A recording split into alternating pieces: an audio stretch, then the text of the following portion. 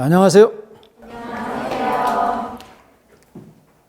근현대사 수업을 시작하기에 앞서서 근현대사의 이제 중요성을 얘기하고, 그리고 이제 우리가 오늘 오후에는, 수요일 오전에는 전근대사 했고 오후에는 이제 근현대사를 하는데, 근현대사는 여러분이 그 시험 문항에서 20문항 중에서 많게는 8문항, 적게는 6문항 정도 나와요. 그렇기 때문에 근현대사를 소중히 해야지. 물론 다 소중히 하겠죠. 조금 소중하게 다지 않으면 한국사 이제 그 점수 자체가 낭패를 보기 쉽고, 또 하나는 이제 좀 염려가 되는 것은, 근현대사는 여러분이 학교 다닐 때 거의 다루지 않아요. 또 여러분 세대는 근현대사가 또 어떤 데 한국사 자체가 선택이었지. 근데 이제 우리나라 한국사 교육이 매년 암기하다 보니까 한국사를 지글지글하게 해. 그래서 선택 안 하는 경우도 많고. 그래서 선생님이 단연간 가르쳐 보니까 한국사를 뭐 때로는 영어보다 더 어렵게 생각하는 친구들도 종종 있더라고요. 그래서 특히 이제 이과 다니는 학생들은 더욱더 더 그런데, 그런 걸 감안해서 이제 학원과 선생님이 수요일 날 오후에 이렇게 근현대사 시간을 별도로 빼서 심화학습을 하니까, 여러분이 이 수업을 꾸준히 들어주면 크게 걱정 안 하셔도 돼요. 이제 이렇게 실강을 진행하고 있는데, 우리 이제 그 학원의 특성상 이제 실강이 9월부터 11월까지 돼 있고, 이제 나머지는 여러분이 동영상을 들으셔야 돼요. 그래서 실강 한 번 갖고는 택도 없으니까, 실강 이후에는 근현대사를 갖다가 동강으로도 꼭 들어서 여러분이 충분하게 해 주셔야 됩니다. 이렇게. 그러기다가 이제 문제 풀 때 선생님이 또 근현대사 문제를 많이 다뤄주니까 그때 실력을 향상시키면 크게 어려움 없이 좋은 성과를 내리라 생각합니다. 이렇게. 그래서 근현사 부분도 중요하기 때문에 3시간씩 3개월에 걸쳐서 충분한 시간을 갖고 하니까 이 시간을 통해서 여러분이 실력을 많이 향상시키면 됩니다. 자, 중요성을 얘기했으니까 바로 수업 진행하도록 하시겠습니다. 여러분 교재 10쪽이 되겠습니다. 우리가 이제 한국사의 체제를 잘 알아야 되는데, 우리가 이제 근대란 말이야. 역사 이렇게 진행하는 과정에서 보면 근대라고 하는 것은 우리나라로 치면 이제 개항 이후에 근대사라고 얘기해요. 물론 근대의 태동, 근대라는 요소가 싹 튼 게, 그 태동이라는 게 뭐냐면 이 움직일 동하고 태. 우리가 왜 애가 안에서 논다 할 때 태가 논다 그러잖아. 그걸 막 움직일 말이에요. 그러니까 근대라는 아기씨가 있다면 조선에서 그 아기씨는 싹이 튼 거예요. 조선 후기에. 근데 그게 이제 성장을 갖다 제대로 못한 거지. 그래서 우리나라의 근대라는 아기씨가 성장한 것은 개항 이후예요. 그렇기 때문에 조선 후기를 근대사의 태동이다 이렇게 표현하는 것이고, 우리가 태동자를 빼고 근대사회 이렇게 하는 것은 우리가 주로 개항 이후에 해당된다 이렇게 이제 보시면 돼요. 따라서 근대 사회에도 정치, 경제, 사회문화 이와 같은 4가지 항목을 배우는 거예요. 우리가 역사를 배운다 할 때 조선이든 고려든 삼국시대든 배우는 과제는 크게 4개예요. 그것이 정치, 경제, 사회문화다 이 말입니다. 그래서 우리 개항 이후의 근대사도 우선 근대의 정치라는 과제부터 우리가 한번 접근해 봅시다.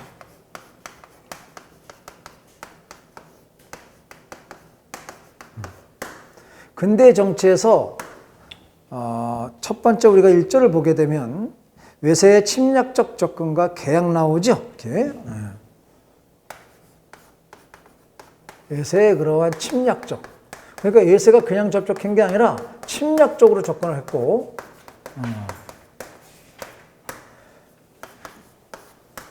그리고 이제 우리는 개항을 갖다 할 수밖에 없었다 이렇게 이제 보시면 돼요. 그러면 요런 시기에 우리나라의 요런 시기에 중요한 하나의 정치가 바로 흥선대원군이라는 사람이에요. 그래서 우리는 흥선대원군의 그런 개혁 정치를 보게 되는데,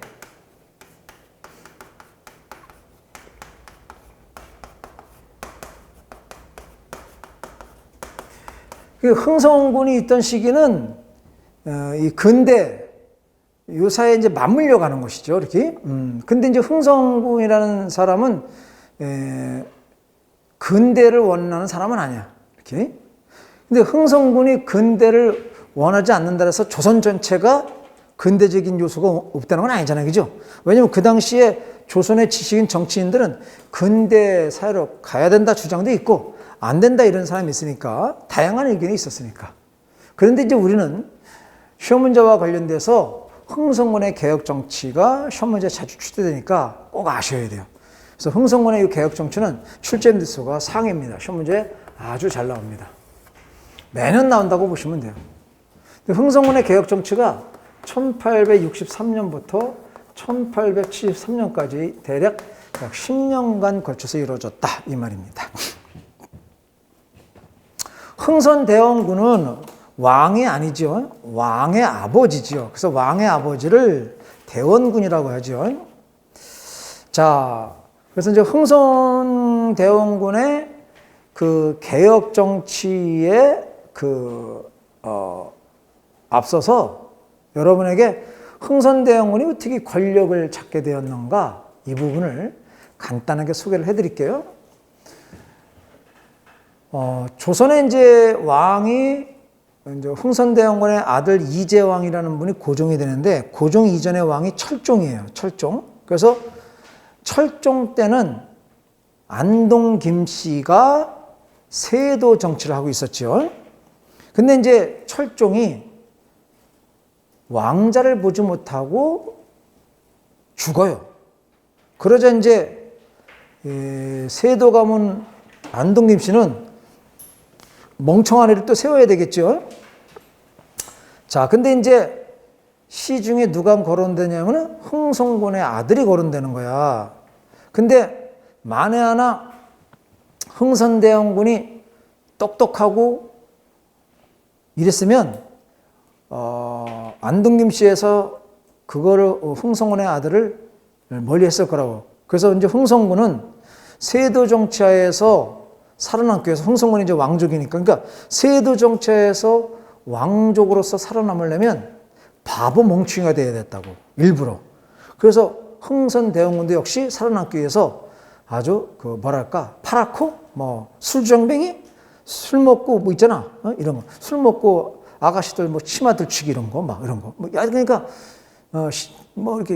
갓 거꾸로 쏘다니고 이런 거, 그러니까 파랗고지. 그런 상태였었단 말이야.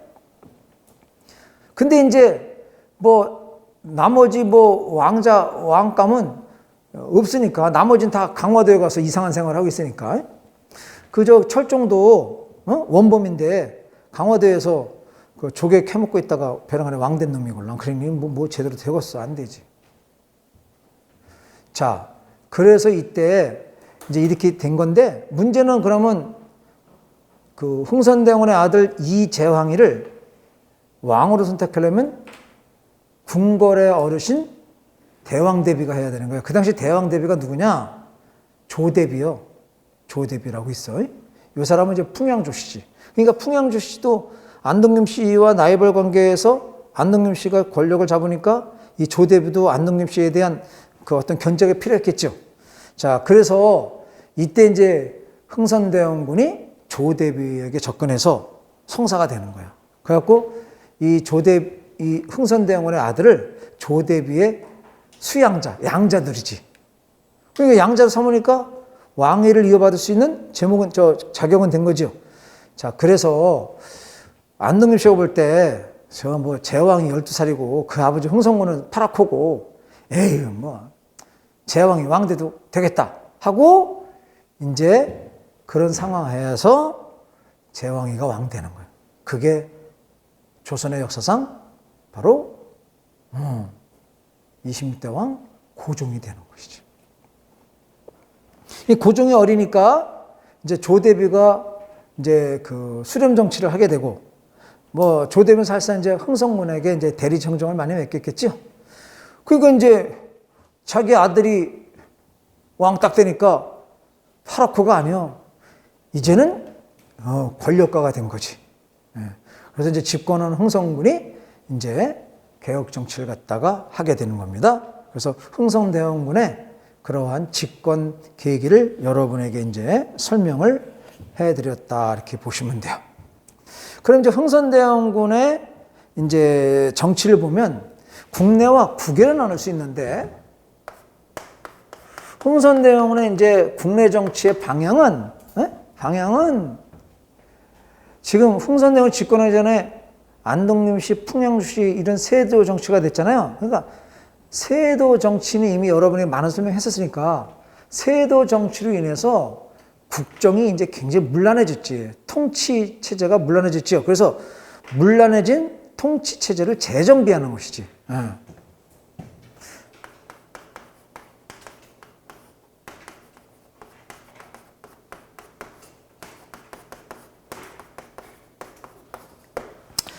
선생님이 여러분을 가르치다 보면 용어를 이해하지 않고 그냥 한글로 하는 경우가 있어. 이러면 통치체제 이거. 그 통치체제가 뭐냐 그러면 그냥 통치체제예요. 그러면 안 되는 거야. 통치체제란 뭐냐면 국가의 기강인데 왕권이 바로 섰느냐 하는 문제, 그리고 왕과 정치인들이 백성을 다스리는데 그러한 정도로 다스리냐. 그러면 국가가 백성을 다스리는데 가장 중요한 항목이 뭐냐? 세금제도요. 세금제도. 세금제도가 문란해지면 국가의 통치체제가 문란해진 거야. 세도 정치하에서 가장 문제되는 게 뭐예요?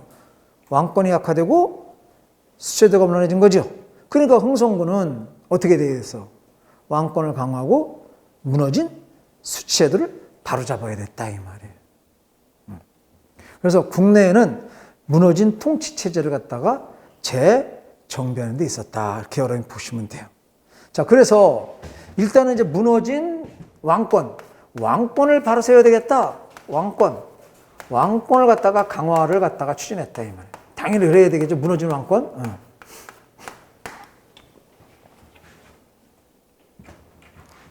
그 왕권이 왜 무너졌느냐?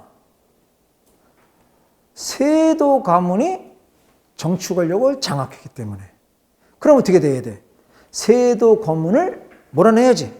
그리고 그들이 장악했던 권력기구를 없애버려야지. 이렇게 항상 그런 생각이 필요해. 무엇 때문에 그렇다? 그럼 원인을 제거해야 될 거 아니야. 자, 그래서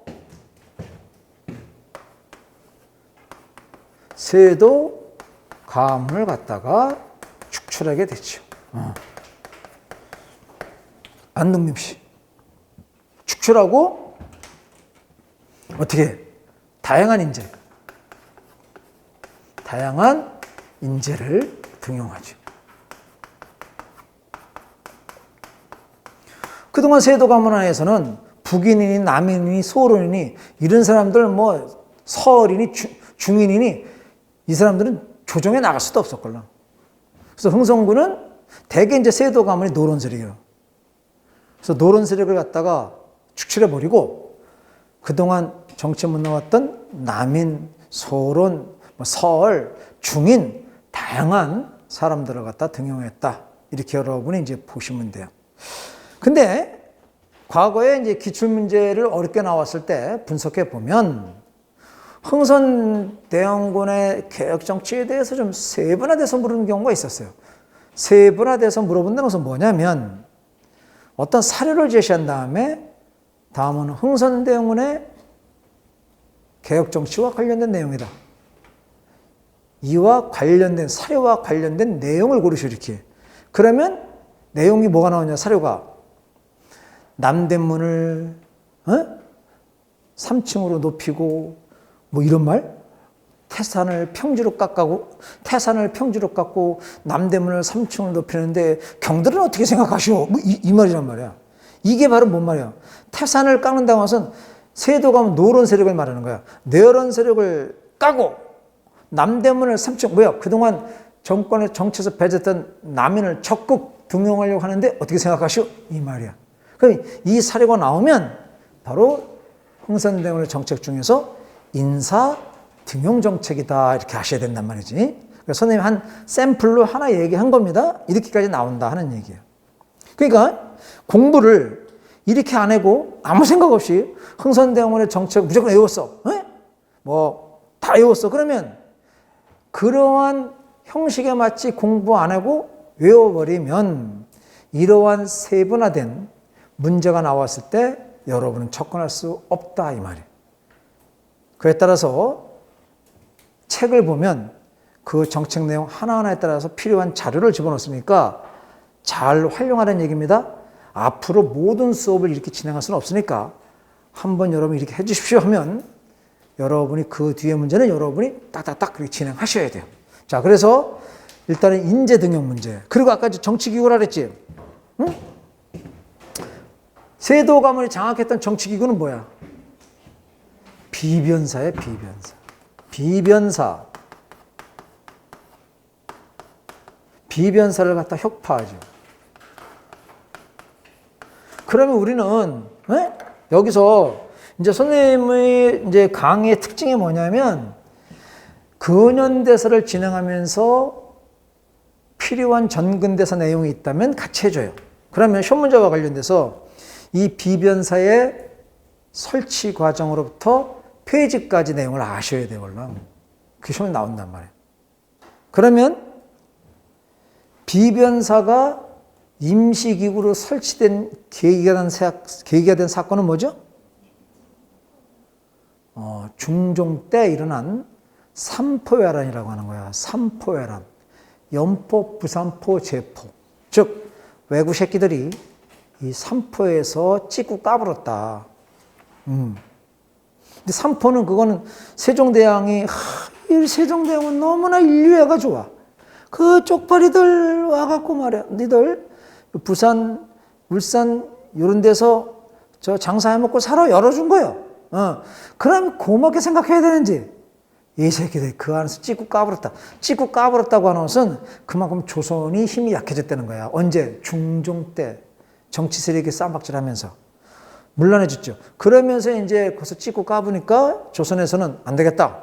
이거 국방에 대한 거 신경 써야 되겠어서 비변사 어떻게 변방의 유사시에 대비해서 바로 설치한 거 비변사. 그런데 그 뒤에 정치를 보면 굉장히 이제 훈구파 살림 또 살림 내부의 싸움 많았죠. 그 중종 때 명종 때 싸움들이 있다 이 말이야. 그러니까 명종 때 1555년에 을묘외변이 일어나. 을묘외변은 뭐냐? 아주 쪽발이들이 전라도와 충청도를 그냥 작사를 낸 거야. 이 큰 피해를 입자 안 되겠다.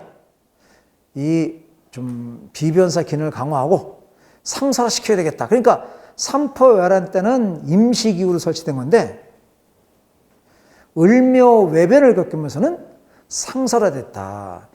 근데 아직 그 뒤에 정치를 보면 아직 정신 못 차린 거예요. 이제 명종을 지나서 선조 때 와서 동인 서인 나눠갖고 권력 싸움하고 이런 일이 벌어진다고. 반면에 일본은 도요토미 히데요시가 전국시를 통일해갖고 전쟁 준비하고 있고. 그 이제 이게 말입니다.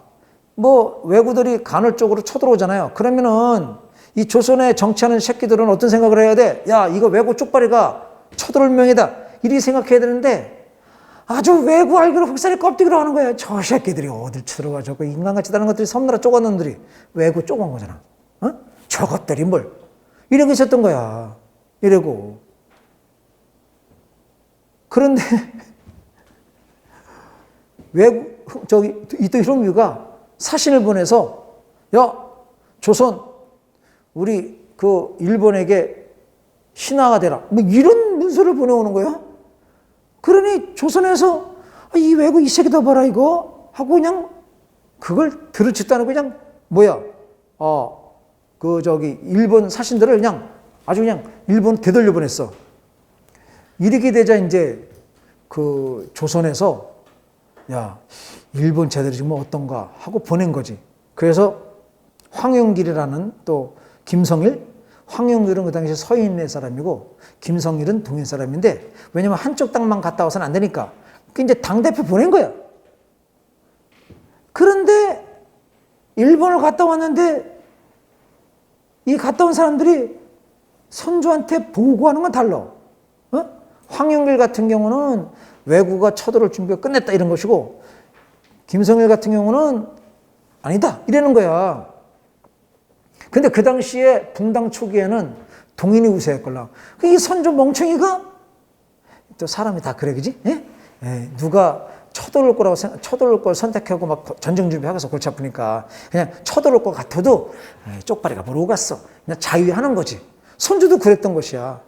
뭐 오갔어 하고 이때 동인의 김성일의 보고를 선택한 거야. 일본 쪽발이는 안 온다. 아니 갤뿐 뭐가 안 와. 1592년 4월 13일 그냥 20만 명의 군대가 나타난 거지. 이게 임진왜란이야. 그래서 임진왜란을 겪으면서 비변사가 모든 걸 갖다 이제 장악한 거예요. 왜? 비상시국이니까.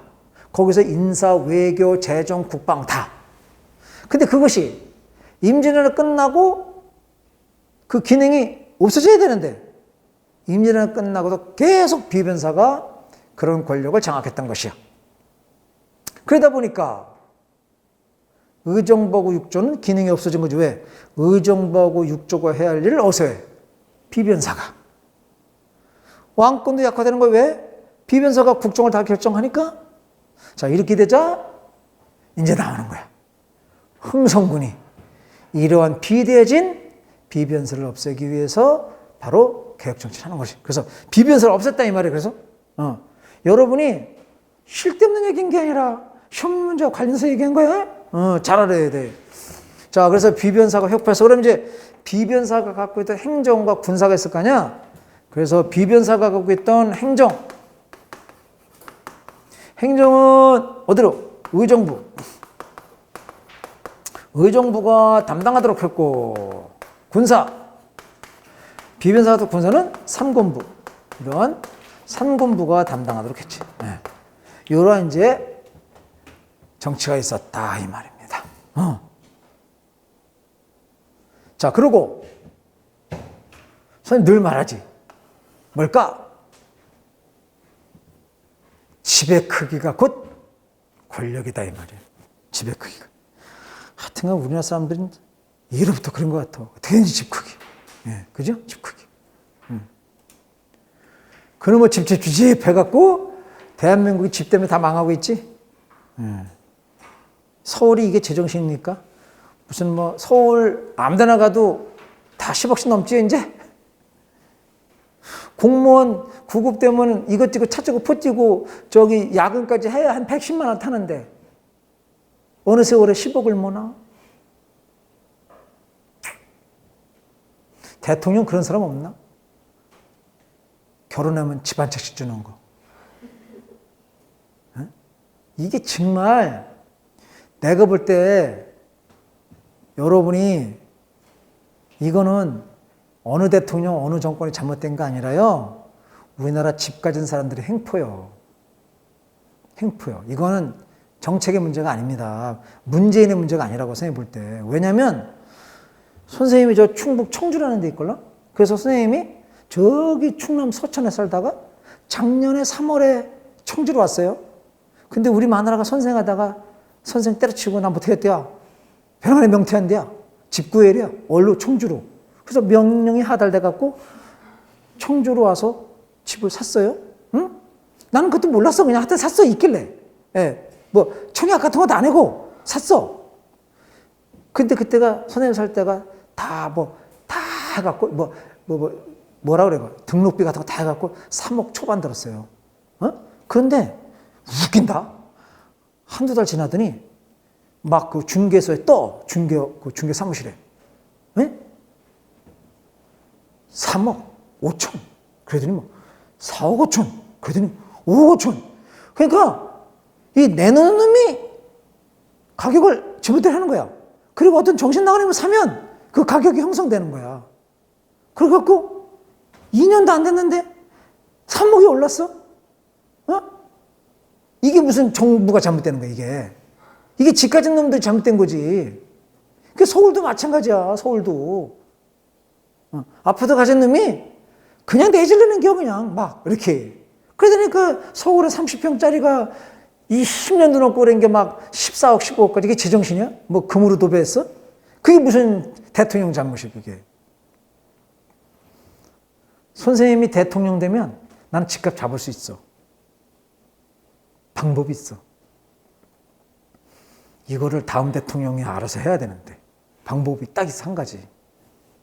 집 한 채 가진 사람에게는 세금 안 내는 게요. 세금 안 걷고, 두 채 가진 사람에게는 보유세 하고, 판매했을 때 판매해서 이익을 만약에 1억 냈다. 그럼 9천만 원 세금. 그리고 세 채 가졌다? 그러면 팔았다. 그러면 그 마이너 그놈한테 더 플러스 해갖고 더 징수하는 게 9천만, 만약 1억 했다. 그럼 1억 2천 받아내고. 그럼 어떤 미친놈이 집까지 있게요.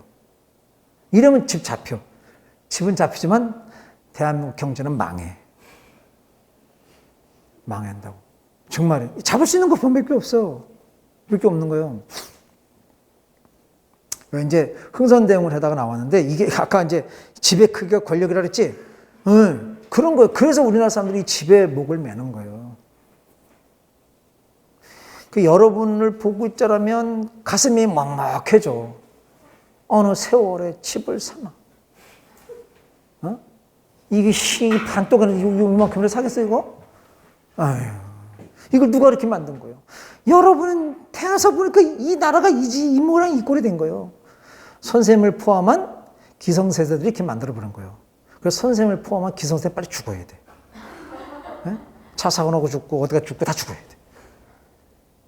여러분이 사는 세상은 여러분이 잘 만들어가야 돼. 정말이야. 그러니까 이 코로나 같은 게 지금 내가 볼 때 벌 주는 거야.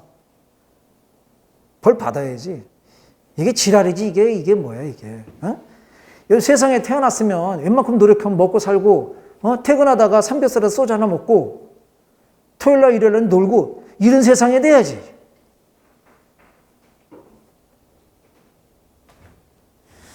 하여튼 선생님을 포함해서 기성대 다 죽어야 돼. 자, 그래서 이제 집의 크기가 권력인데, 미안합니다. 과하게 얘기해서. 미안해서 그래, 여러분이. 미안해서. 기성대 미안해서. 그래서 이제 흥선대원군도 이게 왕이 사는 데가 궁궐이잖아. 궁궐. 근데 이 조선의 궁궐이 경복궁이지. 에?